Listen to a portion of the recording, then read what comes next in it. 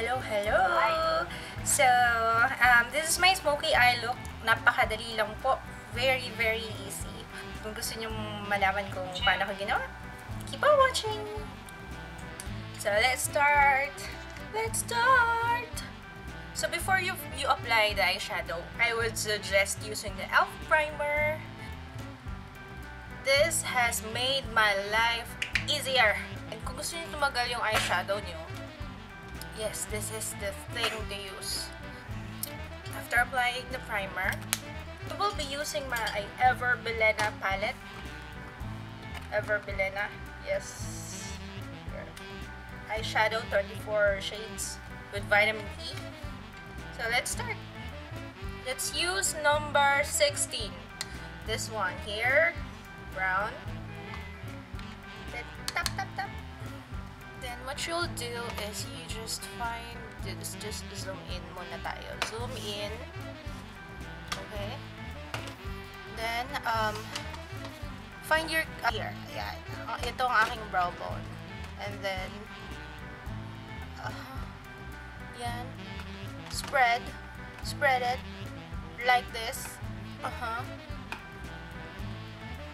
What I also do is medyo binabasa ako ng konti ng water ang aking brush.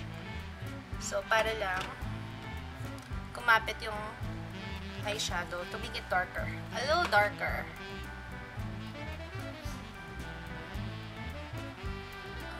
Okay. Then, blend. The next is we will be using this one, a lighter one, a lighter shade. Ano pang ginamit ko kanina? Nakalimutan ko. Okay. 1, 2, 3, 4, 5, 6, 7. Number 7 eyeshadow. This one. Okay. And then, dito sa inner part ng eyelids. Yan. Ng eyelid ko. So, ko siya i-apply. Yep. And medyo spread ko siya dito. Sa inner eye.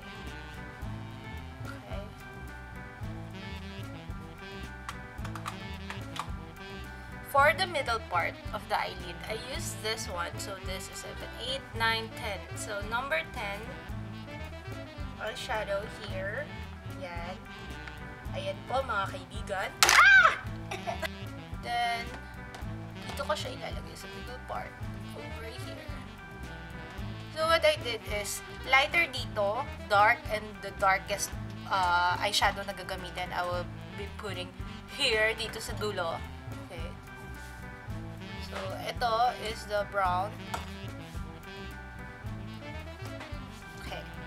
Then, use your blending brush to blend everything. Yan. To blend it. Then, balik tayo dun sa darkest one.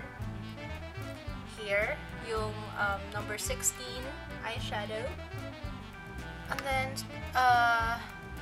yung dito sa edge, yung sa dulo ng eye, sa outer part, we want it darker here. This is really easy, as in easy for beginners. Super easy. You know, makeup, hindi dapat maging mahirap yan. Okay, so we'll use this white eyeshadow. Number 11 eyeshadow here. Then, lalagyan natin yung ilalim ng eyebrows. Yeah. Then, yeah. Yan. You know what? It will really make a big difference pag naglagay ka ng white eyeshadow here sa ilalim ng brows. Kasi it kinds of lifts the eyebrows. Especially if you have, if you're aiming for smoky eye. This is good, really good. Okay. And then next is the eyeliner. So, kahit anong eyeliner, you can use any eyeliner that works for you.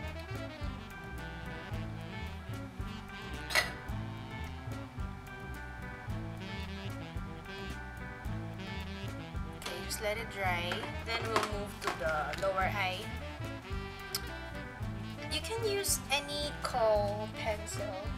For now, ang gagamitin ko is my Lancome waterproof eyeliner. And then, ito-drawing ko lang siya below. Drawing. Kasi ito-drawing ko talaga. Yan. I'll use this sponge that comes with the eyeliner. Just to brush. Yan. To spread the eyeliner.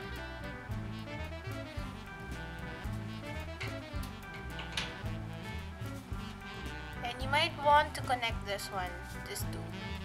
Yung liquid eyeliner sa taas and then the kohl pencil below. And then next is the curl lash.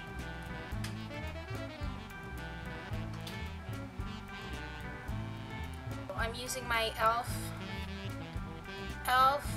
Mineral Infused Mascara.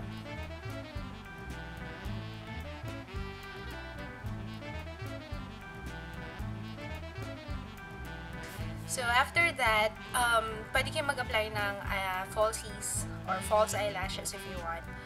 And that's what I'm gonna do. I'm gonna apply my false eyelashes. So let's just apply the glue.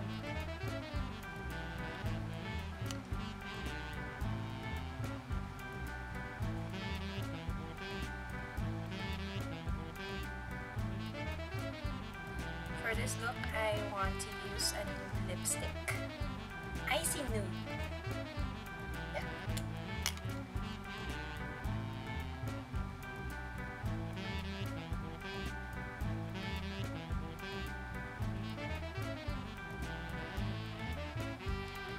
Oops, I forgot the bronzer. I'm using my e.l.f. Golden Bronzer to make my face look a little thinner. I have a huge face, kaya yeah. Okay, it's done. Thank you for watching.